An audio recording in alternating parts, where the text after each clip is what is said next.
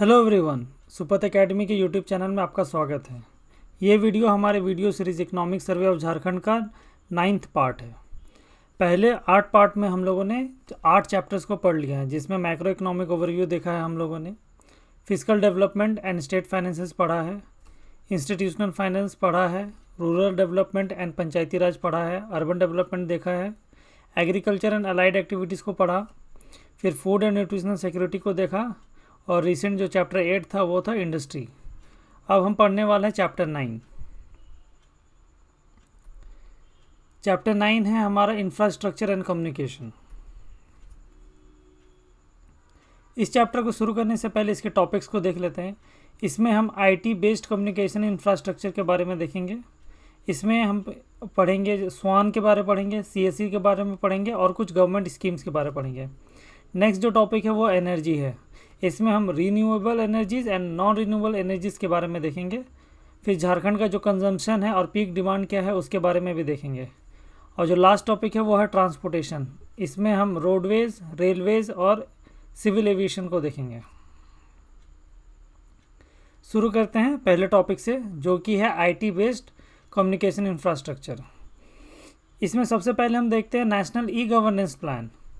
इसको ministry of electronic and Information technology initiate की थी। इसको मेटी बोलते हैं, MEITY, ministry of Electronics and Information technology, and approved by government. जो इंडियन गवर्नमेंट से इसको अप्रूवमेंट कब मिला तो 2006 में। इसके तहत जो हम लोग 3 फेजेस में काम होता है। एक होता है कि स्टेट डेटा सेंटर बनेगा, next state wide area network बनेगा जिसको स्वान बोलते हैं, और एक बनता है कॉमन सर्विस सेंटर। अब इसको समझने के लिए हम एक मैप का हेल्प लेंगे। अब सबसे पहले जो तो था state data centre. State data centre अब ये इम्पॉर्टेंट इसलिए है कि जितना भी जो पब्लिक से रिलेटेड जितना भी डेटा है उसको कहीं पे स्टोर करना होगा, तो उस जहाँ पे स्टोर करते हैं उसको डेटा सेंटर्स कहते हैं। जैसे कि जो यहाँ के झारखंड के पब्लिक है उसका जैसे नाम रहेगा, डेट ऑफ बर्थ रहेगा, उसके पापा के नाम रहेगा, मम्मी का नाम रहेगा, किस एरिया से वो बिलोंग करता है, और उसका आधार नंबर क्या है, कितना बैंक अकाउंट से। अभी जब से डिजिटल हो गया है सारा डेटा हमारे डिजिटल फ्रेमवर्क में हम रख सकते हैं, तो उसके लिए डिजिटल सेंटर बना सकते हैं। अब डिजिटल सेंटर जो स्टेट का रहेगा जनरली वो हो सकता है कि कैपिटल में रहे। तो ये अगर हमारा कैपिटल रांची, ये हमारा रांची कैपिटल है, रांची। तो मान लेते हैं कि एक जो हमारा डेटा सेंटर है, डेटा सेंटर को हम लोग DC से मार्क कर देते हैं। यहाँ से DC, एक यहाँ पर DC हो गया, और इसका बैकअप के लिए और भी कहीं पे भी DC रख सकते हैं जो डेटा सेंटर रख सकता है। तो एक हम जमशेदपुर में डेटा सेंटर मान लेते हैं, और भी अगर कहीं रखना होगा तो वो डेटा सेंटर रह सकता है। नेक्स्ट आता है हमारा स्वान, स्टेट वाइड एरिया नेटवर्क। और जो थर्ड ऑप्शन था हमारा वो था CSE। अब CSE जो है वो ग्राउंड लेवल पे काम करता है, और स्वान क्या है, जो स्टेट वाइड एरिया नेटवर्क है जो हर एक CSEs को कनेक्ट करता है। अब ये जो झारखंड है इसमें हमारा कैपिटल हो गया, हेडक्वार्टर्स हो गया रांची। तो यहाँ पे जो हमारा सेंटर होगा उसमें जो स्वान का नेटवर्क का स्पीड होगा वो होगा 100 Mbps।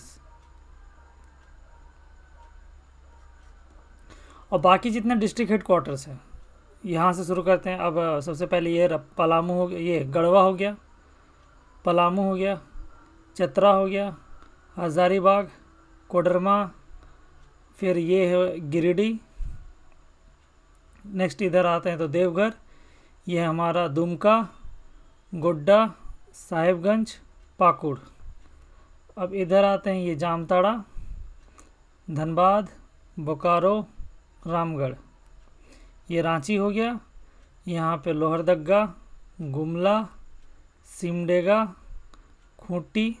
अब ये कोल्हान क्षेत्र में आते हैं, वेस्ट सिंहभूम, ईस्ट सिंहभूम और सरायकेला खरसावा। अब इतने जितना सारा डॉट दिए ये सब डिस्ट्रिक्ट हेडक्वार्टर्स हो गए। जैसे पलामू का ये मेदिनीनगर या जो डाल्टनगंज कहते हैं ये हेडक्वार्टर हो गया, ये गढ़वा हो गया। ऐसे करके हर एक डिस्ट्रिक्ट हेडक्वार्टर को मैंने डॉट करके मार्क कर दिया। अब यहाँ पे जो स्पीड रहेगा डिस्ट्रिक्ट हेडक्वार्टर्स में, डिस्ट्रिक्ट HQ हेडक्वार्टर में जो स्पीड रहेगा वो 8 Mbps का रहेगा। आगे इसका चार्ट मैंने बना के रखा है, अगर नेक्स्ट स्लाइड्स में आएगा। ये समझाने के लिए हो गया कि इतना सारे जो डिस्ट्रिक्ट हेडक्वार्टर्स हो गया। अब जो CSEs हैं, ये CSEs ग्राउंड लेवल पे काम करते हैं, तो हर एक ब्लॉक में, हर एक गांव में, हर एक जगह पे CSEs रहेगा। आगे सॉरी यहाँ पे लातेहार हम लोग मिस कर गए, ये लातेहार है। तो जितने जो ब्लॉक लेवल पे, गांव लेवल पे देखते हैं कि बहुत सब जगह पे CSEs हैं। अभी हम लोग देखेंगे जो एक्टिव नंबर ऑफ CSEs है टोटल 2022 के हिसाब से, जो एक्टिव नंबर है वो अराउंड 2000 है, ये सॉरी 20,000 है, 20K है। इतना एक्टिव नंबर ऑफ CSEs है जहाँ पे बहुत सारे हमें फैसिलिटीज़ मिल जाते हैं। अब हम लोग इतना सारा तो नेटवर्क यहाँ पे बना नहीं सकते हैं, 20,000 नेटवर्क से हम बना नहीं सकते हैं, तो हेडक्वार्टर्स के माध्यम से समझते हैं कि जितने CSE होंगे हर एक गांव लेवल पे होंगे। इसको अलग कलर से कर देते हैं, जैसे ग्रीन हो गया। अब यहाँ पे ही 1 2 3 4 5 6 7 8 9 10 11 12 13 14 15 16 17 18 19 20 21। अब इतना सारे यहाँ पे जो नंबर ऑफ ब्लॉक्स हो गए। अब इन ब्लॉक्स के अंदर बहुत सारे और गांव होंगे, सबको कनेक्शन कहाँ से मिलेगा? स्वान के थ्रू कनेक्शन मिलेगा। जो स्टेट वाइड एरिया नेटवर्क है वो ब्लॉक लेवल पे जो हमारा स्पीड रहेगा वो 2 Mbps का रहता है ब्लॉक लेवल पे। अब इन सबको कनेक्ट कर देंगे और CSE के थ्रू सबको क्या मिलेगा? सर्विसेज मिलेगा। अब कितने सारे सर्विसेज मिल सकते हैं तो आगे मैंने लिस्ट बनाया हुआ है, जैसे कि एग्रीकल्चर रिलेटेड सर्विसेज है, एग्रीकल्चर हो गया, फिर एजुकेशन रिलेटेड हो जाएगा, फिर ट्रेनिंग रिलेटेड हो जाएगा। तो इतने सारे जो सर्विसेज हैं वो कहाँ से मिलेंगे? वो कॉमन सर्विस सेंटर जो CSE है वहाँ से मिलेगा। अभी हम स्ट्रक्चर समझ सकते हैं कि जो डेटा सेंटर है वहाँ पे हमारा डेटा स्टोर होगा। स्वान के और जितने सर्विस सेंटर है उसको स्वान के थ्रू हम लोग कनेक्ट करेंगे। ये सारे, जैसे पहले तो येलो से करते हैं, जितने डिस्ट्रिक्ट हेडक्वार्टर्स है ये आपस में कनेक्टेड रहेंगे, सब एक दूसरे से कनेक्टेड है और सबका कनेक्शन फिर हेडक्वार्टर्स रांची से रहेगा।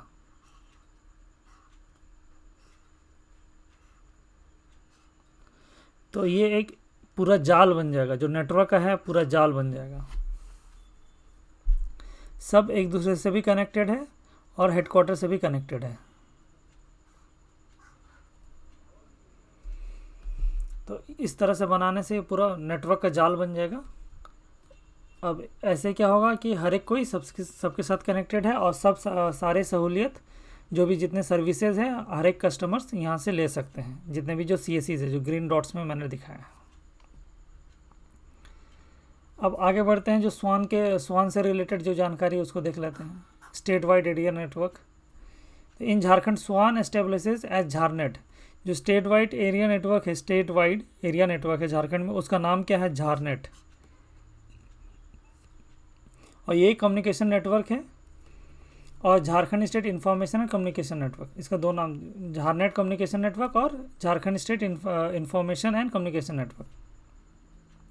अब इससे क्या है, जो वेरियस डिपार्टमेंट्स है उसको कनेक्ट किया जाता है डिजिटली। और ये ऑपरेशनल कब से हुआ है? तो जुलाई 31 2014 से टिल अप्रैल 2021 तक। इससे 5 साल इसका पूरा हो गया। ये हो गया झारनेट फेज़ 1।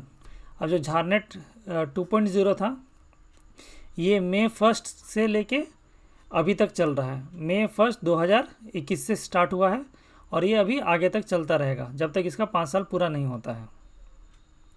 अब जो झारनेट 2.0 है इसको इंटीग्रेट या फिर इम्प्लीमेंट करने का जिम्मेदारी किसके ऊपर है? तो L&T एंड BSNL के ऊपर है। तो L&T क्या है? इसका सिस्टम इंटीग्रेटर है। L&T का फुल फॉर्म, L&T होता है लार्सन, एक कंपनी है लार्सन एंड टुब्रो, तो सिस्टम इंटीग्रेटर कौन है? तो L&T है। और जो प्राइमरी ये बैंडविड्थ प्रोवाइडर कौन है? तो BSNL है। नेक्स्ट वही अब जो बैंडविड्थ का हायरार्की है देख लेते हैं। जो है स्टेट हेडक्वार्टर है रांची होगा, वहाँ पे जो हमें स्पीड मिलेगा बैंडविड्थ का वो 100 Mbps का मिलेगा। जो डिस्ट्रिक्ट हेडक्वार्टर्स हैं, जो जितने 24 डिस्ट्रिक्ट्स हैं, वहाँ पे जो हमें स्पीड क्या मिलेगा? तो 8 Mbps का मिलेगा। सब डिविजनल हेडक्वार्टर्स है, वहाँ पे क्या मिलेगा स्पीड? तो 4 Mbps का स्पीड है। और ब्लॉक लेवल पे जो स्पीड है वो 2 Mbps का है। अब आता है कॉमन सर्विस सेंटर्स पे कि यहाँ से हमें क्या क्या सर्विसेज मिलते हैं। तो ये जब इंट्रोड्यूस किया गया था, ई गवर्नेंस को एक मैसिव स्केल पे लेके आ गया है जो कॉमन सर्विस सेंटर्स है। अब इसके थ्रू क्या होता है कि जो गवर्नमेंट से कस्टमर को सर्विस मिलता है, G2C सर्विसेज, वो बहुत आसान हो गया है। और जो CSE गाइडलाइंस है, इसमें जो ये देखता है, जो फोर्सी करता है a wide variety of content and services that could be offered as listed below. तो ये कितना सारा सर्विसेज हमें देता है? तो एग्रीकल्चरल सर्विसेज है, एजुकेशन एंड ट्रेनिंग सर्विसेज है, हेल्थ सर्विस है, rural banking and insurance services है, एंटरटेनमेंट सर्विसेज है, यूटिलिटी सर्विसेज है एंड कॉमन सर्विस है, कमर्शियल सर्विसेज है। अभी हम जानते हैं कि जब से डिजिटल इंडिया को प्रमोट किया जा रहा है, डिजिटल इंडिया को, तो हम देखते सारा जो हमारे सर्विसेज है वो ऑनलाइन आ गया है। ऑनलाइन बैठे हम ट्रेन का टिकट बुक कर सकते हैं, बस का टिकट बुक कर सकते हैं, कहीं अगर होटल में रुकना है होटल बुक कर सकते हैं, खाना खाना है हम लोग जोमेटो स्विगी से ऑर्डर कर सकते हैं, कुछ ऑनलाइन पढ़ना है तो यूट्यूब पे जाके पढ़ सकते हैं, या कोई ऑनलाइन कोर्स लेके किसी के एप्लीकेशन में जाके पढ़ सकते हैं। हेल्थ रिलेटेड सर्विसेज में भी हम बहुत कुछ मेडिकेशंस मंगा सकते हैं ऑनलाइन। बहुत सारे डॉक्टर्स तो ऑनलाइन भी चेकअप भी करते हैं कुछ बीमारियों का। फिर बैंकिंग सर्विसेज में हम जैसे सारा बैंक का काम अभी ऑनलाइन कर सकते हैं, इंश्योरेंस भी ले सकते हैं ऑनलाइन। एंटरटेनमेंट के लिए हम लोग जितना OTT प्लेटफॉर्म्स है या यूट्यूब है, तो ऑनलाइन हम लोग इंटरटेनमेंट भी कर सकते हैं। फिर यूटिलिटी सर्विसेज है, कुछ अगर मंगाना पड़ गया ऑनलाइन तो अमेज़ॉन फ्लिपकार्ट से हम लोग वैसे यूटिलिटीज़ भी मंगा सकते हैं। फिर कॉमर्शियल सर्विसेज भी हम लोग अवेल कर सकते हैं ऑनलाइन। तो जब से डिजिटल इंडिया आया है, हर एक सर्विसेज, हर एक तरह का जो डिपार्टमेंट है वो ऑनलाइन आ चुका है। अब सबको हम लोग ऑनलाइन अवेल कर सकते हैं। अब हम लोग देख सकते हैं यहाँ पे जो नंबर ऑफ़ रजिस्टर्ड है, CSE जो रजिस्टर्ड है वो कितना नंबर है? तो 25,000 था 2021 में और 35,000 था 2022 में। और इसी में जो एक्टिव नंबर है ये ऑलमोस्ट 20,000 है। 2022 का जो एक्टिव मेंबर्स है ये 20,000 है। अब आते हैं जो CSE प्रोजेक्ट्स चलाती है झारखंड में, तो उसमें एक आता है ई-श्रम। तो ई-श्रम क्या है? ई-श्रम के माध्यम से जो ministry of labour and employment है, ये क्या कर रही है? एक नेशनल डेटाबेस बना रही है। किन लोगों का? तो अनऑर्गेनाइज्ड लेबर्स का नेशनल डेटाबेस बना रही है। अब जो नेशनल डेटाबेस बनेगा उसमें कुछ तो एक आइडेंटिटी चाहिए, तो वो आधार को यूज़ करके सबका नेशनल डेटाबेस बना रही है अनऑर्गेनाइज्ड लेबरर्स का। और ये कहाँ पे बन रहा है? तो ये बन रहा है ई-श्रम पोर्टल पे। और किसके माध्यम से? तो CSEs इस पे हेल्प करती हैं। जो कॉमन सर्विस सेंटर्स है वहाँ से ये सारा डेटा कलेक्ट किया जा रहा है। अब जो नेक्स्ट हमारा प्रोजेक्ट है वो है जैसे PM किसान। तो PM किसान में हम पहले ही पढ़ चुके हैं कि 6,000 रुपया सालाना मिलता है 3 टाइम, मतलब 3 क्वार्टर में मिलता है, 2-2 हज़ार करके मिलता है, 3 बार मिलेगा 2,000 करके 3 टाइम्स। तो इसमें अब क्या है, जो CSE का क्या रिस्पॉन्सिबिलिटी है? ये KYC करता है उन फार्मर्स का जिनको ये पैसा मिलना है। अब आते हैं नेक्स्ट PMG दिशा के ऊपर। इसका फुल फॉर्म है प्रधानमंत्री ग्रामीण डिजिटल साक्षरता अभियान। अब नाम में है साक्षरता अभियान, तो इसमें क्या होगा? डिजिटल ट्रेनिंग दिया जाएगा। इसके तहत जो सिटीजन्स हैं, जो देश के सिटीजन्स हैं, उनको डिजिटली लिटरेट किया जाना है। अब डिजिटली लिटरेट का मतलब क्या होता है कि अभी हम लोग अगर करंट के साथ अगर हम लोग अवेयर रहेंगे तो अभी प्रेजेंट में क्या चल रहा है? आर्टिफिशियल इंटेलिजेंस, जिसको AI बोलते हैं। अब एआई तो बहुत एडवांस हो गया है। जनरली हम लोग ऑनलाइन क्या कर सकते हैं, जैसे कहीं मेल लिख सकते हैं या मेल रिसीव कर सकते हैं।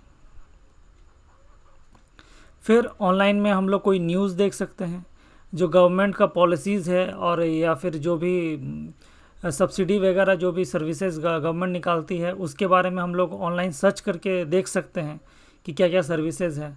तो उन सब को सिखाने का जो जिम्मेदारी है वो CSCs के थ्रू किया जाता है। और इसमें जो पॉलिसी है उसका क्या नाम है, PM-GDISA दिशा, प्रधानमंत्री ग्रामीण डिजिटल साक्षरता अभियान। और इसके तहत झारखंड का क्या टारगेट है, तो 10 लाख स्टूडेंट्स को सर्टिफाई करना है अंडर PM-GDISA दिशा, ये झारखंड का टारगेट है। अब आते हैं हम लोग झार सेवा के अंदर में। अब झार सेवा का यूज़ तो हर एक कोई कर रहे होंगे।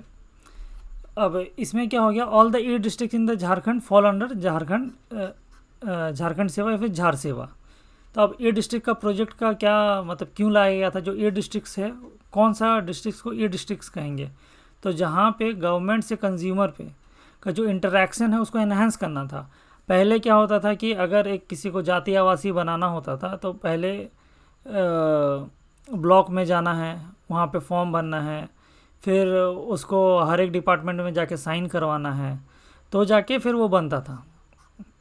बहुत कोई को वो पुराना प्रोसेस ही पसंद है। फिर आ गया जो डिजिटल माध्यम के से बहुत तरह का, जो हमारे जितने तरह के सर्टिफिकेट्स है वो बन जाते हैं। हालांकि प्रेजेंट में भी हमें जो ग्राम लेवल पे क्या कहते हैं, जो कंप्यूटर पे बैठते हैं वहाँ पे जाना होता है और वो लोग फिर बना के देते हैं। ऑनलाइन हम खुद से नहीं बना सकते हैं, जनरली बनाने का ऑप्शन आता है लेकिन जनरली वो कैंसिल कर दिया जाता है। अब देखते हैं ये सुधरता है कि नहीं आगे फ्यूचर में। तो फिर वही ये डिस्ट्रिक्ट्स हो गया जहाँ पे सारा जो सर्विसेज है जो एक डिस्ट्रिक्ट प्रोवाइड करता है उसको ऑनलाइन कर दिया गया है। तो उससे क्या हो गया, जो हमारा गवर्नमेंट से कंज्यूमर का जो इंटरेक्शन है वो एनहांस हो गया है, इंटरेक्शन एनहांस हुआ है। और जो various departments at the district level है to enable seamless service delivery, seamless delivery देता है सर्विसेज का to the citizens by computerisation through CSCs। तो सारा कंप्यूटराइज हो गया है CSCs के थ्रू, और हमें सारा जो जितने भी हमें सर्विसेज मिलते हैं वो ऑनलाइन अवेल कर सकते हैं हम लोग। अब आते हैं नेक्स्ट जो प्रोजेक्ट्स है वो है DigiPay सर्विस। ये एक आधार एनेबल्ड पेमेंट सर्विस सिस्टम है। और कहाँ होता है, तो CSCs के थ्रू होता है। फिर बैंकिंग सर्विसेज में हम लोग देख लेते हैं कि वो भी ऑनलाइन हो चुका है। तो झारखंड में टोटल कितने पब्लिक बैंक्स है, तो 1085, प्राइवेट बैंक्स कितने हैं 3586, और सब क्या है ऑनलाइन सर्विसेज प्रोवाइड करते हैं। अब आते हैं भारत नेट के ऊपर। ये इंपॉर्टेंट है कि Bharat net is a government of India project, government of India का प्रोजेक्ट है। और इसका एम क्या है, जो ग्राम पंचायत से उसको ब्रॉडबैंड कनेक्टिविटी देना है। अब यहाँ पे हम लोग देख लेते हैं तो 2325 हॉटस्पॉट्स अभी तक इंस्टॉल कर दिया गया है झारखंड में। तो झारखंड में कितने टोटल ग्राम पंचायत है, तो 2405 ग्राम पंचायत है, इसमें 2325 हॉटस्पॉट्स को इंस्टॉल कर दिया गया है। और fibre to the home FTTH, fibre to the home जो कनेक्शंस है उसका टोटल नंबर्स कितना है, तो 4968 जो झारखंड में स्टार्ट हो गया है। उसमें गवर्नमेंट के लिए कितने हैं, तो 3770 गवर्नमेंट के लिए है फाइबर टू द होम, और जो प्राइवेट है वो है 1198 fibre to the home connections. अब आते हैं हम लोग इंश्योरेंस सर्विसेज पे। तो इंश्योरेंस सर्विसेज पे तो जो CSCs है वो एक लार्ज चैनल है फॉर क्रॉप इंश्योरेंस। यहाँ से CSCs से जो फार्मर्स है वो क्रॉप इंश्योरेंस करा सकते हैं। और insurance services to promote the rural economy, village level entrepreneurship, यहाँ से करते हैं। अब आते हैं नेक्स्ट जो इम्पोर्टेंट है वो है डिजिटल गांव या फिर डिजी गांव। डिजी गांव का एम क्या है, to make village digitally connected, villages को डिजिटली कनेक्ट करना है, and every rural citizen digitally literate, और गांव के हर एक जो नागरिक हैं उनको डिजिटल लिटरेसी, उन्हें डिजिटल लिटरेट बनाना है। अब टोटल नंबर ऑफ डिजी गांव झारखंड में कितने हैं, तो 844 गांव हैं डिजी गांव। अब इसको स्पॉन्सरशिप कौन देता है, तो Ministry of Electronics and Information Technology MeitY and HDFC। तो ये बैंक का नाम याद रखना है, HDFC इसको स्पॉन्सर करती है। अब जो next fourth coming HDFC digital districts हैं, 2 डिजिटल डिस्ट्रिक्ट्स आने वाले हैं HDFC, वो कौन कौन से हैं, तो एक है गिरिडीह और एक बोकारो। और इसमें टोटल नंबर ऑफ DG गाँव कितना है, तो गिरिडीह में 352 DG गाँव हैं और बोकारो में 254 DG गाँव हैं। तो ये पॉइंट इंपॉर्टेंट है, यहाँ से क्वेश्चन बनने का बहुत ज़्यादा चांसेस है। नेक्स्ट आते हैं हम लोग नेशनल ऑप्टिकल फाइबर नेटवर्क। अब ऑप्टिकल फाइबर नेटवर्क जो इसका एम है, ये गवर्नमेंट ऑफ इंडिया का प्रोजेक्ट है। इसके तहत 2,50,000 जो ग्राम पंचायत है उसको 100 Mbps से कनेक्ट करना है। जितने भी ग्राम पंचायत से उसको 100 Mbps का लाइन से कनेक्ट करना है।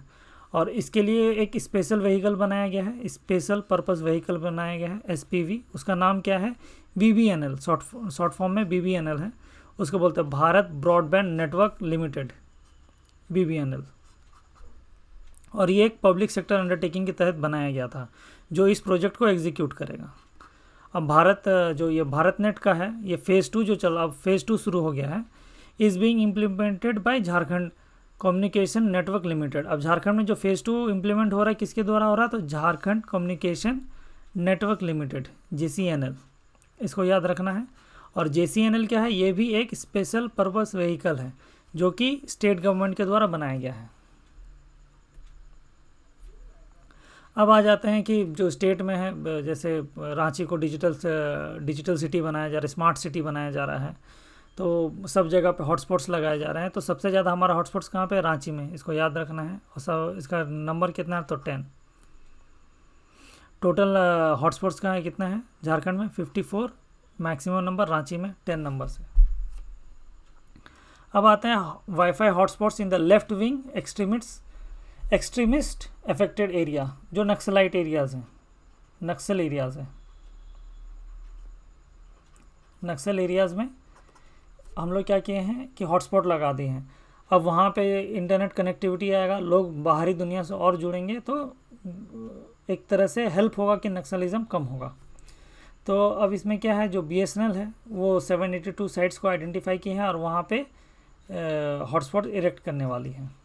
हाईएस्ट नंबर कहाँ पे बनाया जा रहा है, जो लेफ्ट विंग एक्सट्रीमिस्ट इलाका है वहाँ पे, तो वेस्ट सिंहभूम में, पश्चिमी सिंहभूम में कितना, तो 111 111 इतने हॉटस्पॉट्स बनाए जा रहे हैं। अब अगर नक्सल प्रभावित कोई भी JPSC मेंस में क्वेश्चन आता है तो इस पॉइंट को लिखने से बहुत फ़ायदा होगा, इस पॉइंट को लिखने से। अब आते हैं हम लोग जो इलेक्ट्रॉनिक मैन्युफैक्चरिंग क्लस्टर स्कीम है, इसका नोटिफिकेशन कब आया था, अक्टूबर 22 2012 में इसका नोटिफिकेशन आया था। इसके तहत क्या हो रहा है, आदित्यपुर में एक हमारा जो इलेक्ट्रॉनिक मैन्युफैक्चरिंग क्लस्टर का बनाया, मतलब वहाँ पे निर्माण हो रहा है, उसको क्या बोलते हैं, greenfield electronic manufacturing cluster, EMC, greenfield EMC। ये कहाँ बन रहा है, आदित्यपुर, जो कि कौन सा डिस्ट्रिक्ट में आता है, तो सरायकेला खरसावा, ये उसका लोकेशन हो गया। अब आते हैं जो नेक्स्ट टॉपिक है हमारा, वो है एनर्जी में हम लोग नॉन रिन्यूएबल और रिन्यूएबल सोर्सेज के बारे में पढ़ेंगे। तो सबसे पहले कुछ इंडिसेस के बारे में देख लेते हैं। जो स्टेट एनर्जी एफिशिएंसी इंडेक्स है 2020 का, इसमें झारखंड का रैंक क्या है, रैंक नहीं दिया है, स्कोर दिया हुआ है, 100 में 17 मिला है झारखंड को, जो कि वेरी पुअर है। तो ये तो पूछने वाला है नहीं, क्योंकि इसमें जहाँ पे परफॉर्मेंस ख़राब रहता है वो जनरली पूछते नहीं हैं किसी भी एग्ज़ाम में। लेकिन फिर भी एक बार देख लेते हैं कि जो हमारा एनर्जी एफिशिएंसी इंडेक्स है वो बहुत ख़राब है, स्कोर हमारा 17 रहा है। अब देखते हैं यूटिलिटीज़ एंड नोडल एजेंसीज़। तो झारखंड में कौन कौन से नोडल एजेंसीज़ हैं और कौन कौन सी यूटिलिटीज़ हैं। तो जो हमें बिजली मिलती है वो कहाँ से मिलता है, JVVNL से, झारखंड बिजली वितरण निगम लिमिटेड, और ये इनकॉर्पोरेट कब हुआ था, तो जनवरी 2014 में। और फिर नेक्स्ट हम लोग देखते हैं जेरेडा के बारे में। जेरेडा के बारे में, Jharkhand renewable energy development agency, जो कि 2001 से इनकॉर्पोरेट हुआ है। अब हम लोग जो सोलर पॉलिसीज़ के बारे में देखते हैं, तो जो सबसे पुराना हमारा सोलर पॉलिसीज़ था वो झारखंड, सबसे पहले देखते हैं Jharkhand state solar power policy 2015, जो कि 5 साल के लिए रहा है। अब जो न्यू पॉलिसी आ गया है उसका नाम है Jharkhand state solar power policy 2022। ये हमारा न्यू पॉलिसी है, ये नेक्स्ट 5 साल के लिए रहेगी। और जो हमारा रूफटॉप सोलर के लिए जो पॉलिसी था, झारखंड सोलर रूफटॉप पॉलिसी, ये 2018 में एक्सपायर हो चुका है। ये एक्सपायर हो चुका है, 2018 में स्टार्ट हुआ था शायद, ये एक्सपायर हो चुका है। अब देख लेते हैं हम लोग सेक्टर वाइज जो कंजम्पशन है, तो कौन कौन से सेक्टर हैं। Agriculture sector, industry, domestic, commercial, public services और रेलवेज। तो इसमें हम लोग देख सकते हैं ऑरेंज, ये वाला रेड कलर में 65% के साथ जो डोमेस्टिक है, जो डोमेस्टिक यूसेज है सबसे ज़्यादा ये पावर कंज्यूम करता है और ये लाजमी है। नेक्स्ट इंडस्ट्रीज आना चाहिए, 23% के साथ इंडस्ट्री है। उसके बाद जो 10% है वो कॉमर्शियल है, ये ग्रीन में कॉमर्शियल 10%। तो सीक्वेंस याद कर लेंगे, सबसे ज़्यादा हमारा क्या कहाँ यूज़ होता है, डोमेस्टिक में। नेक्स्ट डोमेस्टिक के बाद इंडस्ट्री और उसके बाद कॉमर्शियल।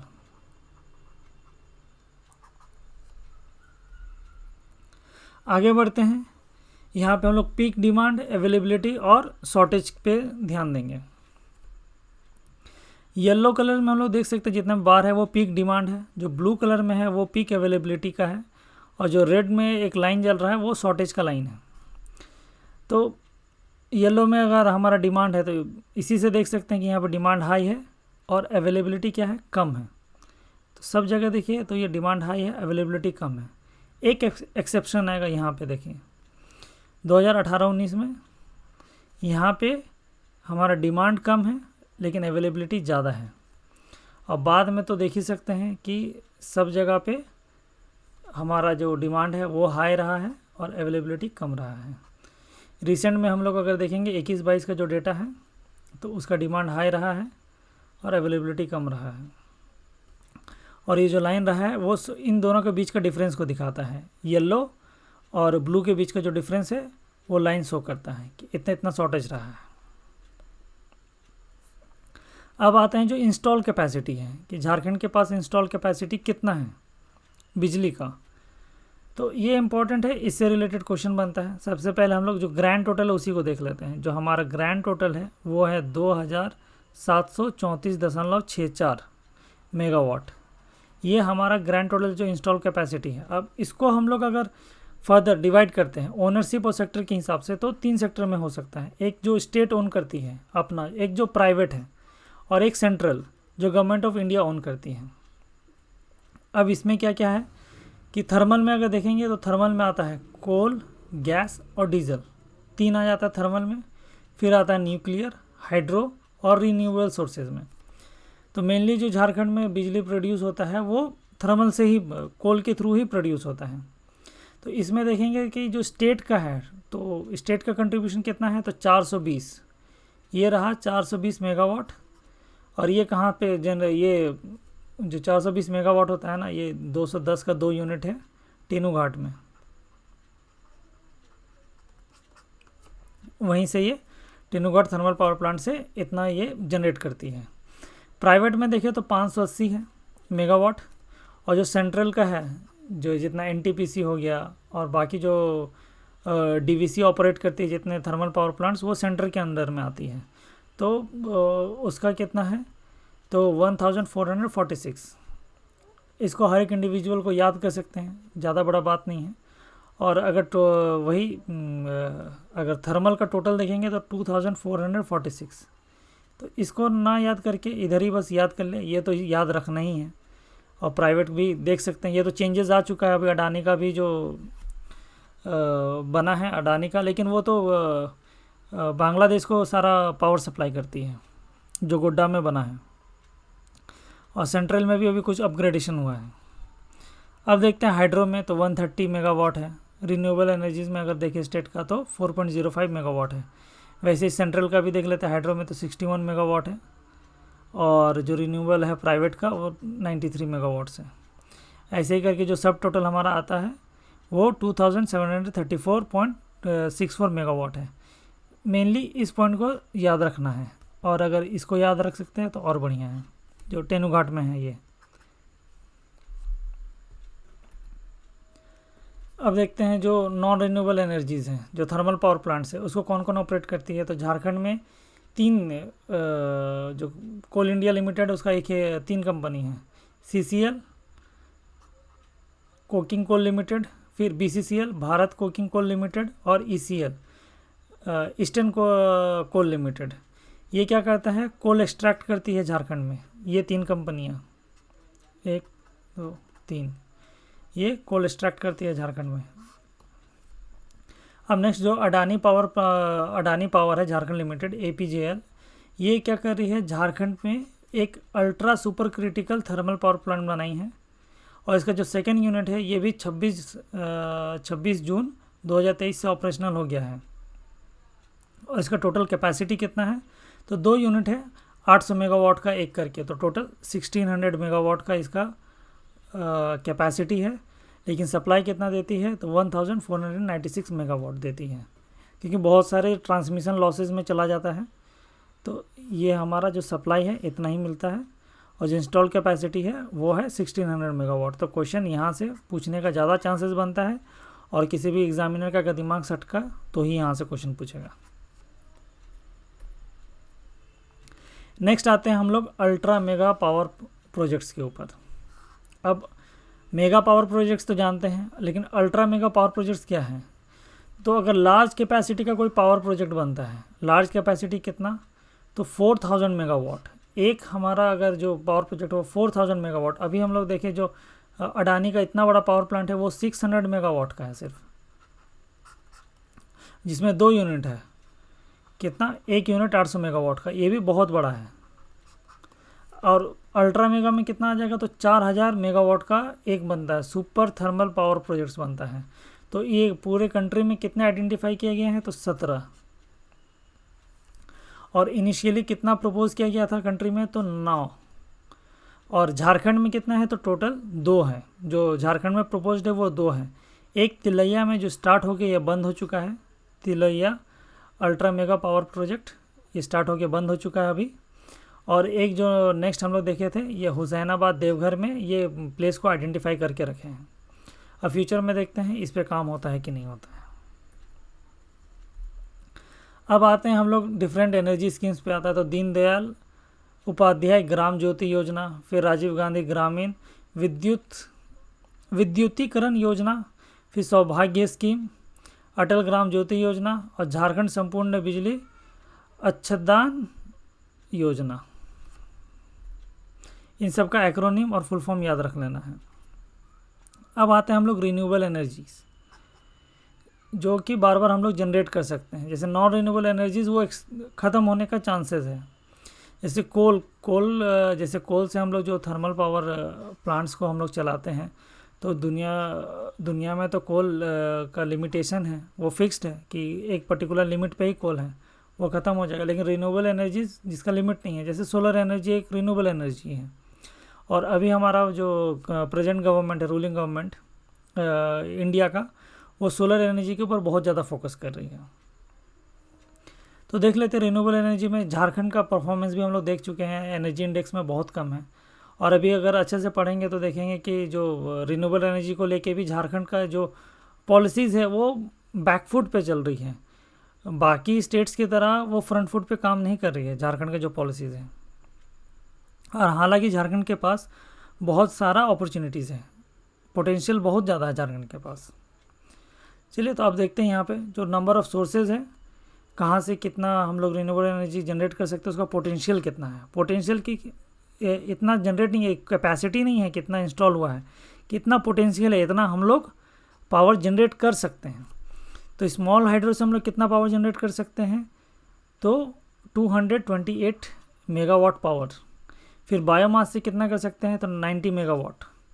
फिर वेस्ट टू एनर्जी कितना कर सकते हैं, तो 10 मेगावाट। सोलर एनर्जी का यहाँ पे कैपेसिटी देखिए कितना ज़्यादा है, 18,000 मेगावाट का यहाँ पे हमारे पास पोटेंशियल है। और इसको हमें यूटिलाइज़ करना है। तो टोटल अगर हम लोग देखें तो 18,508 मेगावाट का है, जिसमें 18,180 तो सिर्फ सोलर का ही है। तो जो मैक्सिमम कंट्रीब्यूशन है, जो मैक्सिमम पोटेंशियल है, हमारा सोलर एनर्जी पे है। तो इस पे रिलेटेड जितने भी पॉलिसीज़ बनेगी वो झारखंड गवर्नमेंट के लिए बेटर है। तो ये रहा MWP का फुल फॉर्म, मेगावाट पीक। ये मेगावाट पावर नहीं है, मेगावाट पीक है। ये साइंस में बहुत यूज़फुल हो सकता है। अगर किसी भी यूनिट का फुल फॉर्म पूछ दे तो MWP का फुल फॉर्म होगा मेगावाट पीक। अब आते हैं हम लोग नेक्स्ट, जिसमें हम लोग सूर्य मित्राज और वरुणा मित्राज पे पढ़ेंगे। और सूर्य मित्राज नाम से ही पता चल रहा है कि ये क्या करेंगे, जो सोलर रिलेटेड रहेंगे। तो सूर्य मित्राज skill development programme which aims to develop skills of youth considering the growth of solar energy power projects installation operation and maintenance in India. अब झारखंड या फिर इंडिया को बोले तो सबसे ज़्यादा अभी सोलर जो एनर्जी है ये ग्रोथ ले रहा है। तो उसको इंस्टॉलेशन के लिए भी क्या कहते हैं, हमें लोग चाहिए। तो उन्हीं को सूर्य मित्राज कहेंगे। तो उनको ट्रेनिंग दिया जाता है किस पे, तो जो सोलर एनर्जी का इंस्टॉलेशन, फिर उसका ऑपरेशन और मेंटेनेंस के लिए। कहाँ पे, तो इंडिया और अब्रॉड दोनों में। वैसे आता है वरुणा मित्राज, जो सोलर पावर्ड वाटर पम्प्स है उसके लिए। तो वो solar water pumping technician training programme है, उनको वरुणा मित्राज बोला जाता है। अब ये क्या करेगा, ट्रेन करेगा 900 participants on solar water pumping system on pan India basis. ये तो ऑल ओवर इंडिया का था, इसको याद रखने का जरूरत नहीं है। बस वरुणा मित्राज क्या होता है वो याद रखिए, सूर्य मित्राज क्या होता है वो याद रखिए। अब आते हैं सोलर पार्क स्कीम पे। तो सोलर पार्क स्कीम के तहत 31 दिसंबर 2021, तो इस डेट तक में जो हमारा टोटल नंबर ऑफ जो पार्क्स है उसको देख लेते हैं। तो फ्लोटिंग सोलर पार्क्स का कितना है, तो जो सैंक्शन कैपेसिटी है 100 मेगावाट है। देवघर सोलर पार्क है 20 मेगावाट, पलामू सोलर पार्क है 20 मेगावाट, गढ़वा सोलर पार्क है 20 मेगावाट और सिमडेगा सोलर पार्क है 20 मेगावाट। तो हमारा फ्लोटिंग सोलर पार्क 100 मेगावाट और बाकी देवघर, पलामू, गढ़वा और सिमडेगा सबका 20-20 मेगावाट है।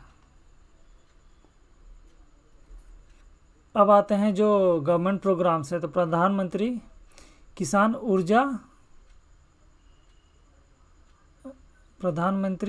ऊर्जा सुरक्षा एवं उत्थान महाअभियान, इसको बोलते हैं PM कुसुम।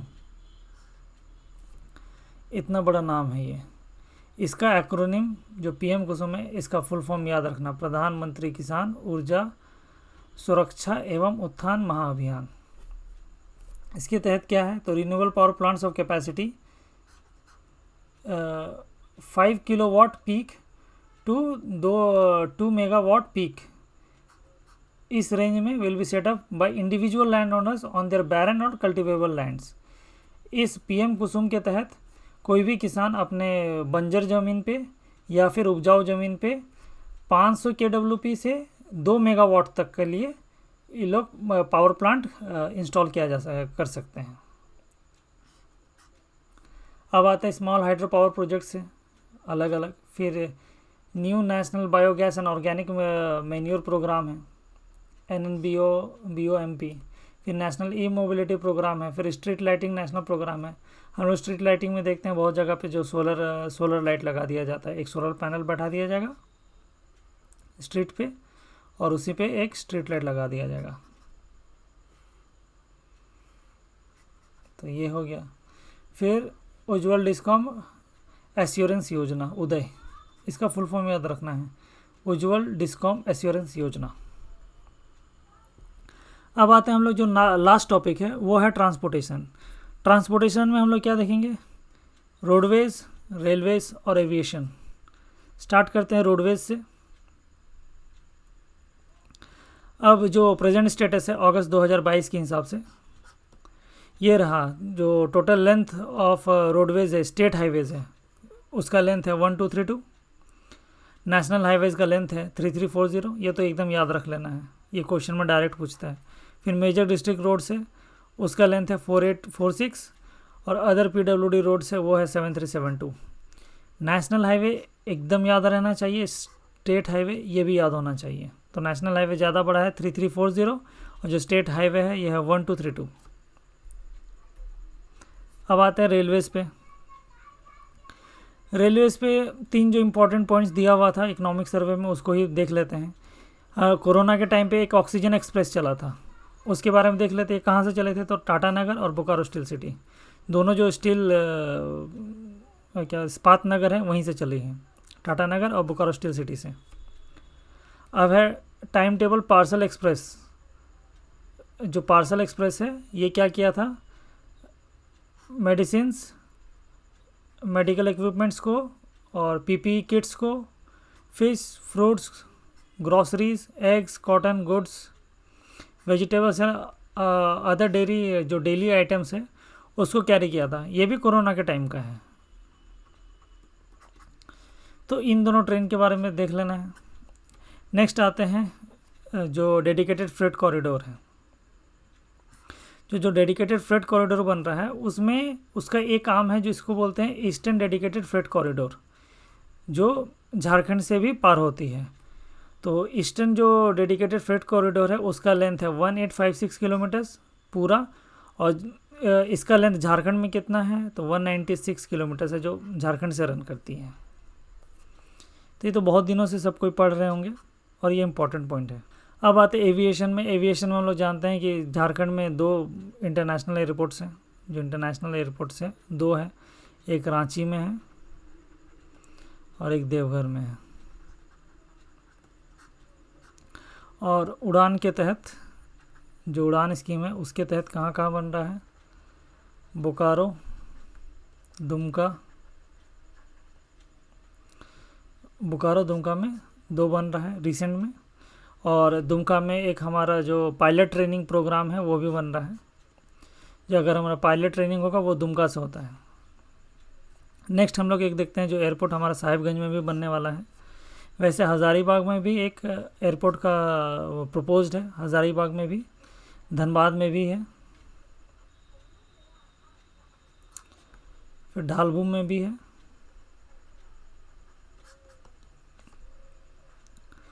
तो इतने सारे हैं। अब हम लोग देखते हैं कि दुमका में, ये याद रखना जो ट्रेनिंग इंस्टीट्यूट है ये दुमका में रहेगी। फिर लास्ट पॉइंट है incorporation of Jharkhand flying institute for training related activities, ये तो इसी में आ जाता है सेम। तो इसी के साथ ये चैप्टर भी हम लोग कंप्लीट करते हैं। इसमें हम लोगों ने देख लिया जो आईटी बेस्ड कम्युनिकेशन सिस्टम है, जिसमें हम लोग CSEs के बारे में पढ़े, फिर स्वान के बारे देखे थे, CSEs, स्वान और स्टेट डेटा सेंटर SDCs। फिर इससे रिलेटेड जो गवर्नमेंट स्कीम्स थे उसके बारे में पढ़ लिया। फिर एनर्जीज, जो एनर्जी सेक्टर है झारखंड का, उसमें देख लिया हम लोगों ने renewable and non renewable energy.